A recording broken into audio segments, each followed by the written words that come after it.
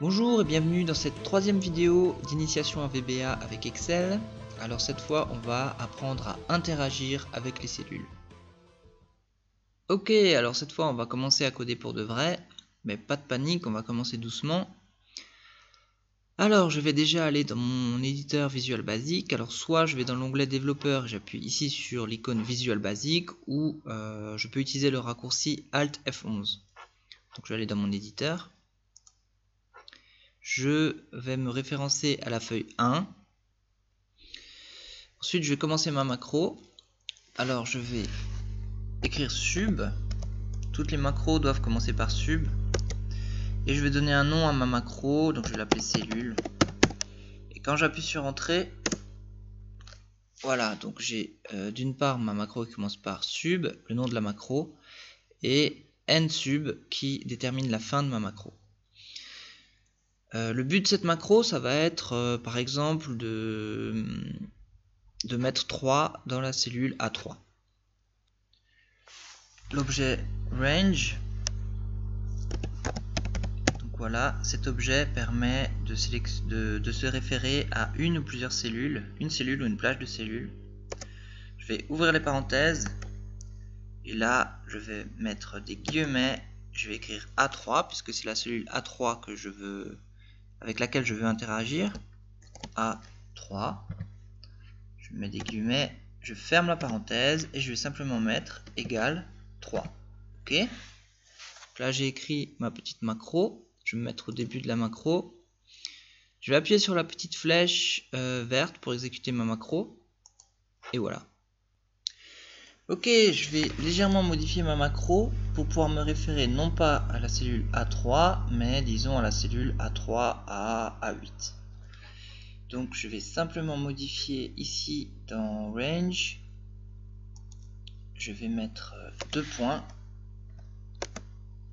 A3 à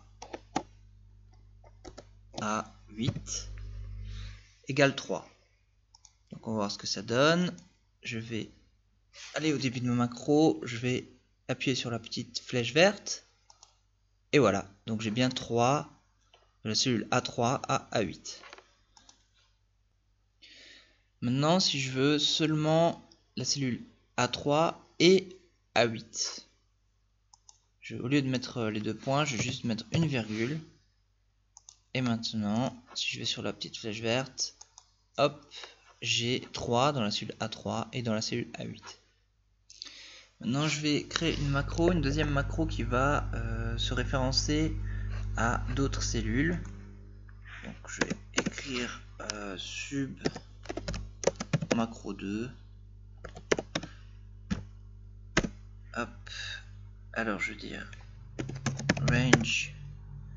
Par exemple, C4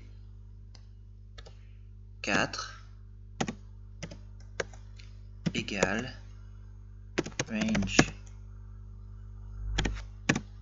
A3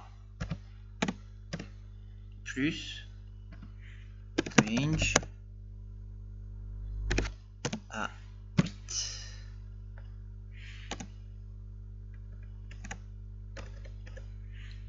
Ok, donc là normalement il va me faire en C4 la somme de la cellule A3 plus A8. Donc on va voir ce que ça donne. Et voilà, en C4 j'ai bien 6. Il existe un autre moyen de se référencer à des cellules avec VBA, c'est l'utilisation de l'objet cells. Donc on va voir, je vais écrire sub macro 3. Je vais utiliser l'objet cells, j'écris cells, et ensuite j'ouvre les parenthèses, le numéro de ligne, donc je vais mettre 1. Ensuite c'est le numéro de colonne, en fait j'ai l'aide ici, un row c'est ligne et colonne c'est colonne. Alors c'est pas point virgule, c'est virgule. Et je veux dire 4 par exemple, égale 3. Alors en fait, la cellule qui se trouve à la première ligne et à la quatrième colonne, première ligne, 4e colonne, va prendre la valeur 3. On va voir ce que ça donne. Et voilà. Alors vous allez me dire à quoi ça sert l'objet cell, c'est plus compliqué que l'objet range. On va voir que en fait dans sa syntaxe, au lieu de se référencer à quelque chose de défini, le fait d'écrire le numéro de colonne et le numéro de ligne, on va pouvoir se référencer à un autre objet ou à ce qu'on appelle une variable. Mais bon, les variables on le verra dans une autre vidéo.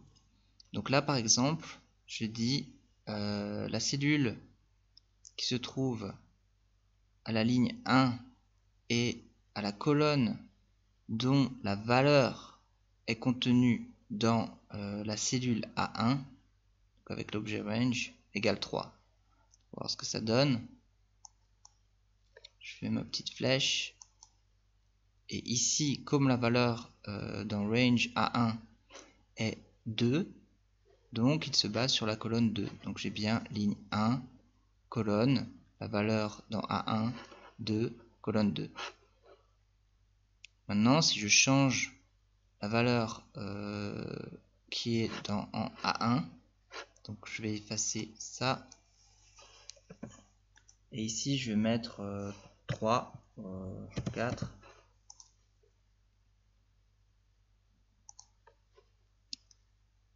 Donc là, je vais avoir, il va me prendre la colonne 4. Donc, on va y aller.